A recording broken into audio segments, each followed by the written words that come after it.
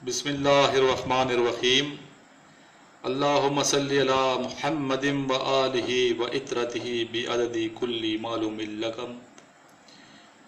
الحمدللہ اسٹوڈنٹس، آج 14 جون 2019 ہے اور شب جمعہ کے مقدس لمحات ہیں، اور آج جو لیکچر میں آپ کو دوں گا یہ لیکچر نمبر 42 ہے، اور یہ لیکچر آپ کو اس حوالے سے بہت مدد دے گا کہ آپ اس کو سن کے ISSB میں انشاءاللہ تعالی لیکچریٹ کے حوالے سے اور گروپ ڈسکشنز کے حوالے سے کافی معلومات حاصل کر سکتے ہیں.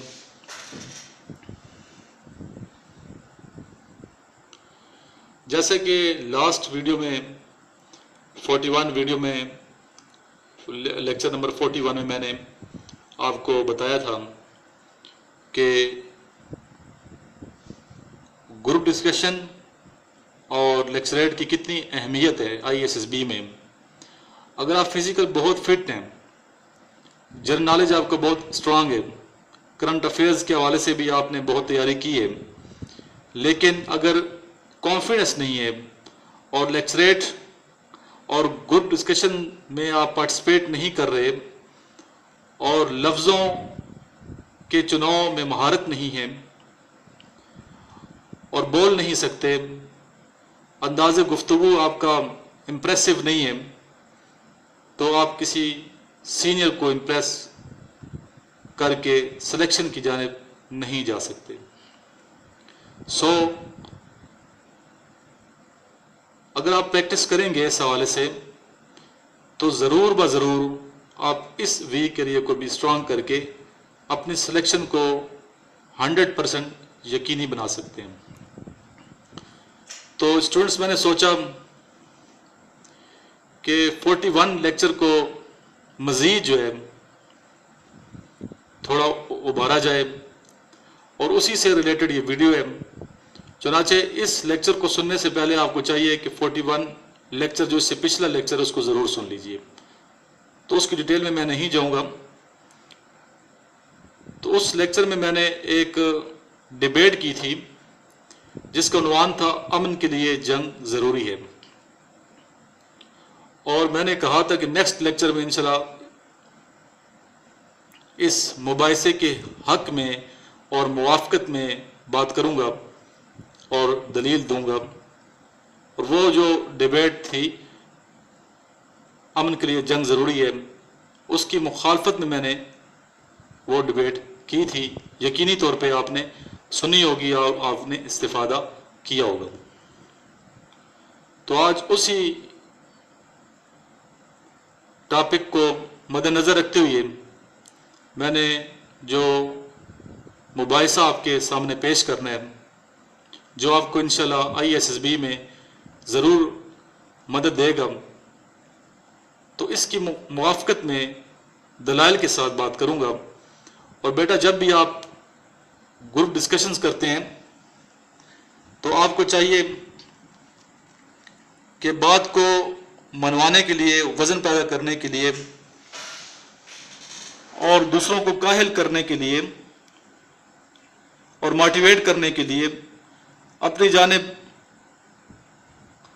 توجہ دلانے کے لیے، اپنی بات کی اہمیت کو بڑھانے کے لیے، اپنی شخصیت کو نکھارنے کے لیے، دوسروں کو انسپائر کرنے کے لیے دلائل کے ساتھ بات کریں. اگر بیٹا آپ دلائل کے ساتھ بات کریں گے، بریف بات کریں گے، لفظوں کے چناؤ میں آپ کو مہارت ہو، کانفیڈنس سے بات کر سکتے ہیں. اور کانفیڈنس از کی ٹو سکسیس. اور کانفیڈنس اس وقت تک پیدا نہیں ہو سکتا جب تک آپ کو سبجیکٹ پہ مکمل طور پہ عبور حاصل نہ ہو. اور جب آپ کو اپنے سبجیکٹ پہ مکمل طور پہ کمانڈ ہوتی ہے، عبور حاصل ہوتا ہے، تو نیچرلی آپ میں کانفیڈنس پیدا ہو جاتا ہے. تو اس کے لیے ظاہری بات ہے محنت کی ضرورت ہے، بغیر محنت کے تو بات نہیں بنتی. تو انشاءاللہ آپ محنت کر رہے ہیں اور میں بھی محنت کر رہا ہوں، آپ کو تیاری کروا رہا ہوں بے لوث ہو کے.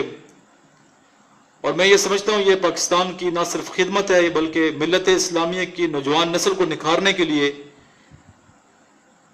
میں تھوڑا بہت حصہ ڈال رہا ہوں اور مجھے سیٹسفیکشن ملتی ہے. رات کو آپ کو سب کو معلوم ہے کہ میں پوری رات جاگتا ہوں اور سوتا نہیں ہوں، اور دن کو بھی میں بہت تھوڑا ریسٹ کرتا ہوں، 2 یا 2.5 گھنٹے سے زیادہ میں میکسیمم، اس سے زیادہ میں ریسٹ کرتا نہیں ہوں.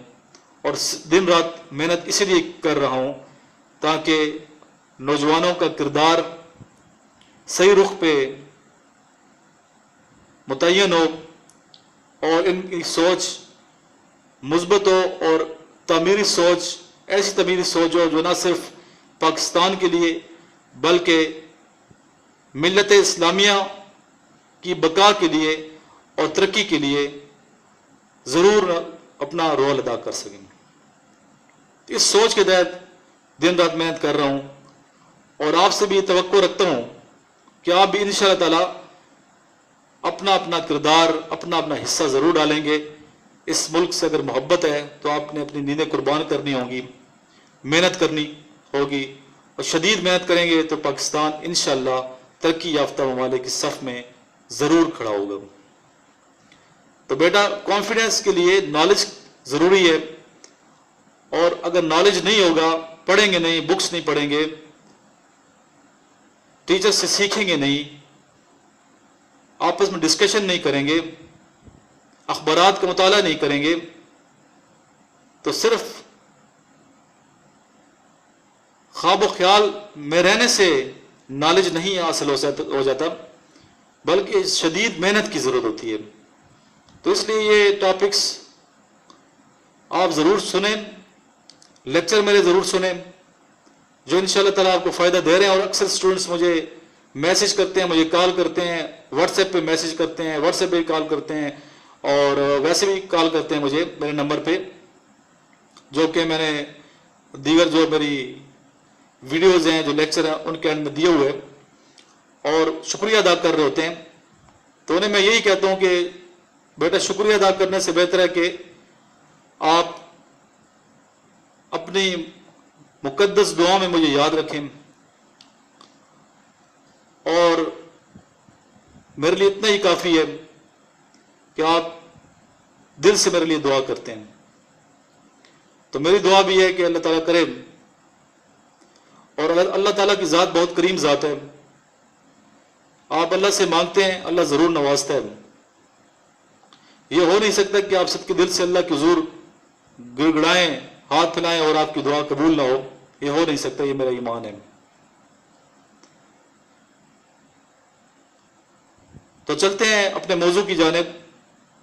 چونکہ ISSB میں آپ نے لیکچریٹ دینا ہوتا ہے، کوئی ٹاپک دیں گے جس پہ آپ نے گفتگو کرنی ہوگی. یہ جو سپیچ میں کروں گا بیسیکلی یہ سپیچ نہیں ہے بلکہ ڈیبیٹ ہے، مباحثہ ہے. آپ اس سے بھی استفادہ کر سکتے ہیں اور کچھ پوائنٹس لکھ سکتے ہیں. یہ کافی طویل ہے، اتنی طویل سپیچ وہاں نہیں کرتے، وہاں مختصر سپیچ کی جاتی ہے، لیکن اس سے آپ ضرور فائدہ حاصل کریں گے. کچھ پوائنٹس آپ لکھ سکتے ہیں.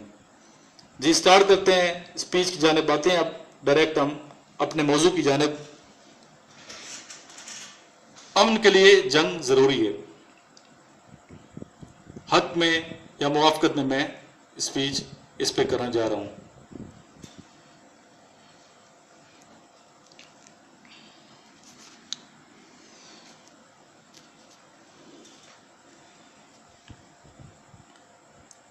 سرخی جو افق پر چھانے لگی، مقتل سے صدا پھر آنے لگی، ہے ظلم کے شعلے بھڑک اٹھے، دھرتی کے ذرے سلگ اٹھے، ایسے میں جبر کے نیزے نے ممتا کا کلیجہ کاٹ دیا، ان حق کے ٹھیکے داروں نے پھر حد کا دریا پاٹ دیا. یہ جہل کیوں ہے اے لوگوں وہ قتل کیوں ہوا ہے کیوں لوگوں. یہ جہل کیوں ہے اے لوگوں وہ قتل ہوا کیوں اے لوگوں. امن سے چاہت جرم ہے کیا سچائی کی چاہت جرم ہے کیا. حق گوئی کی دعوت جرم ہے کیا ظلمت سے بغاوت جرم ہے کیا. میں دوبارہ یہ شعر پڑھوں گا تاکہ آپ لکھ لیں. سرخی جو افق پر چھانے لگی مقتل سے صدا پھر آنے لگی. ہے ظلم کے شعلے بڑک اٹھے دھرتی کے ذرے سلگ اٹھے. ایسے میں جبر کے نیزے نے ممتا کا کلیجہ کاٹ دیا.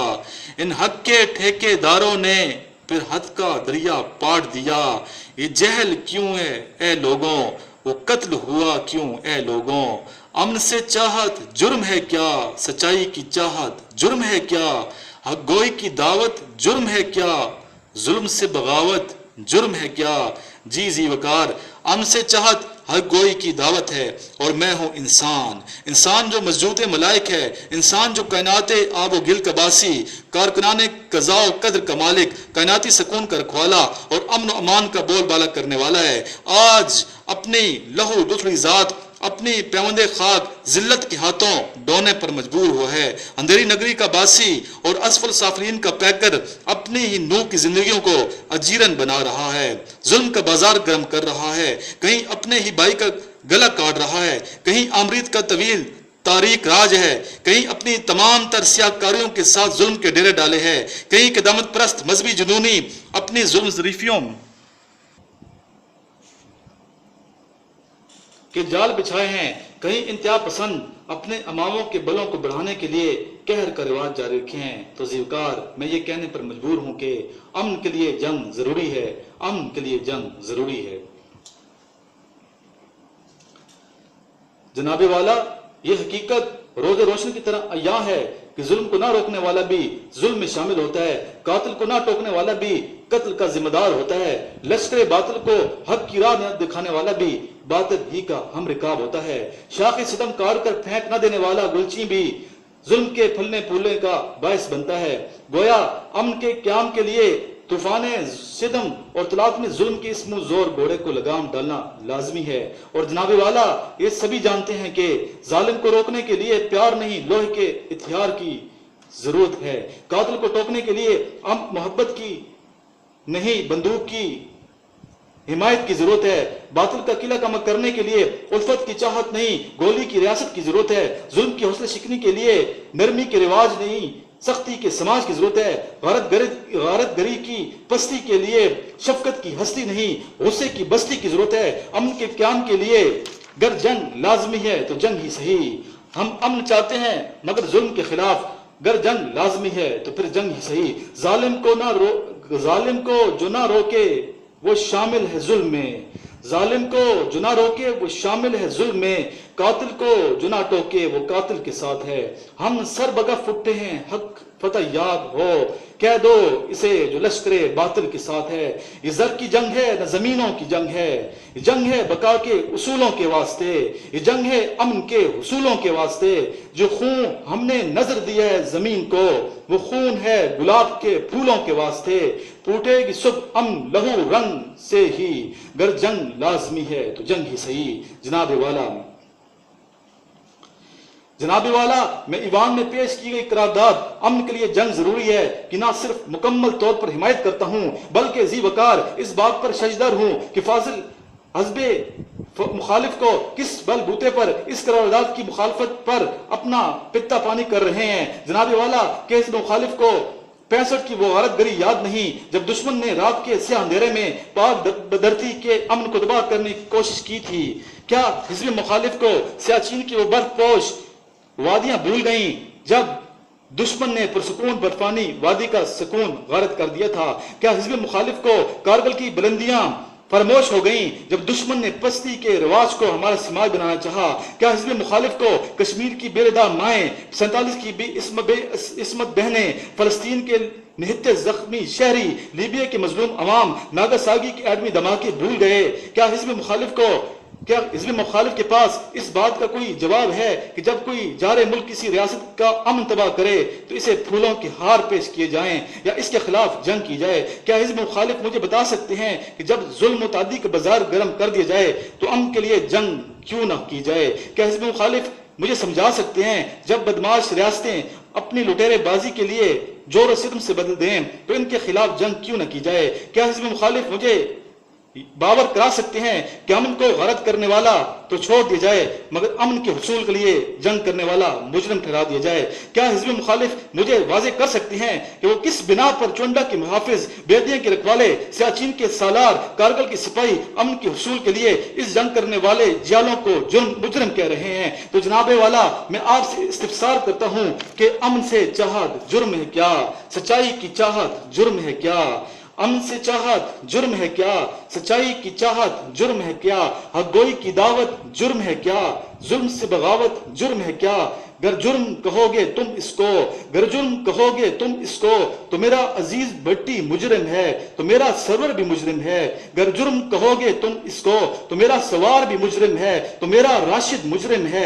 گر جرم کہو گے تم اس کو تو میرا طفیل مجرم ہے، تو میرا لالک مجرم ہے۔ گر جرم کہو گے تم اس کو تو میرا شیر خان مجرم ہے، تو میرا محفوظ مجرم ہے۔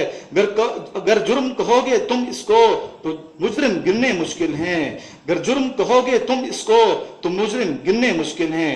خنجر تو محدود مگر ہاں سینے گرنے مشکل ہیں، دو چار نہیں 10 12 نہیں یہاں شہداء گرنے مشکل ہیں۔ رات کی تاریکی تو کیا ہمیں صبح کی چاہت رکھنا ہے، ہر سمت ہے ظلم کی اندھی موت ہمیں امن کی چاہت رکھنا ہے، ہر سمت ہے قتل و غارت گری ہمیں جنگ کی چاہت رکھنا ہے۔